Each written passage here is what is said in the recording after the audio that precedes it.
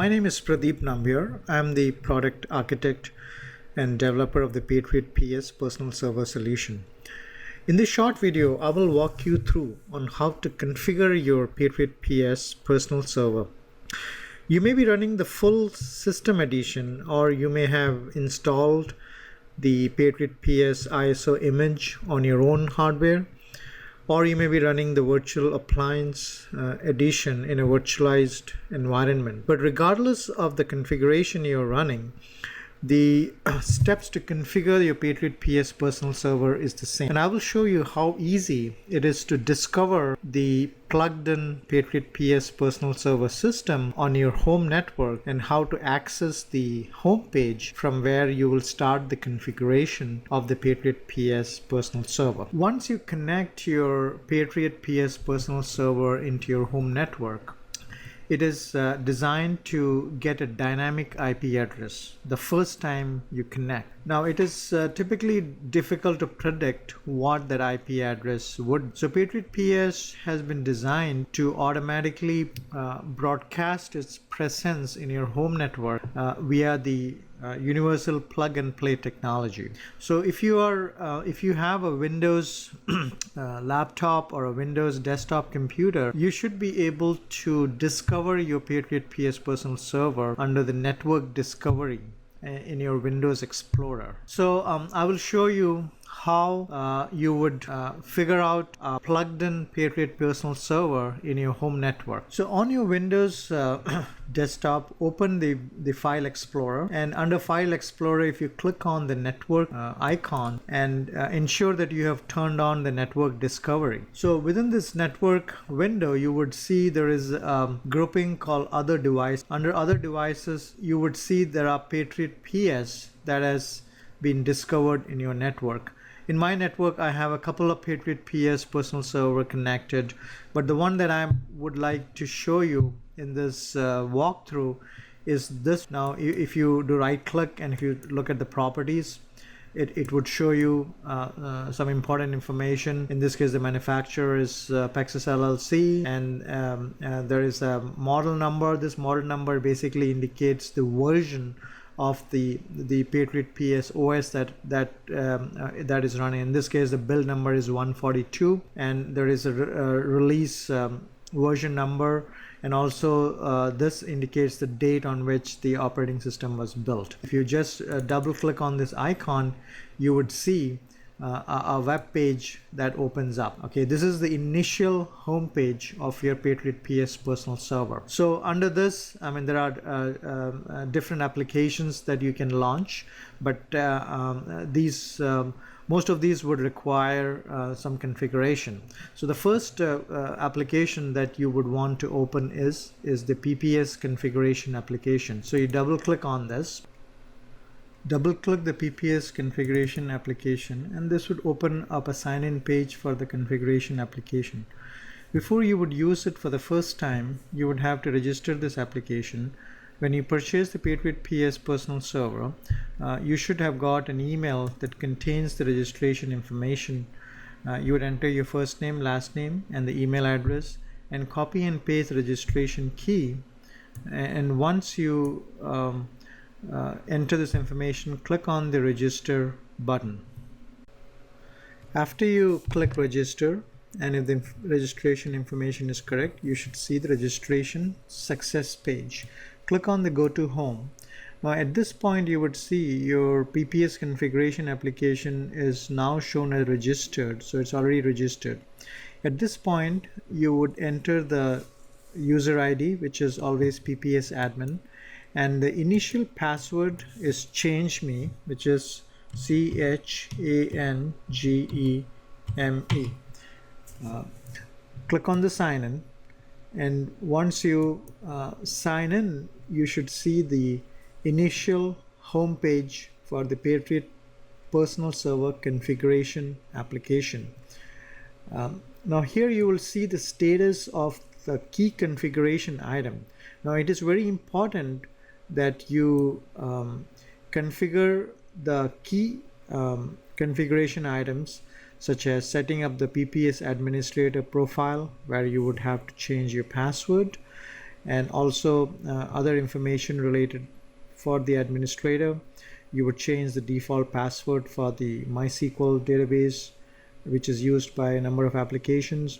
You would switch your IP address for your personal server to a static IP address. You would change the current time zone. You would have to regenerate the self-signed HTTP SSL certificate. And I'm going to walk you through these configuration setup, and you can watch this rest of the video as I change these configuration items, and I would annotate as required as I walk through these steps. And a lot of these things are self-explanatory, and there is enough description provided in each of these configuration item screens for you to get an idea what that configuration is for.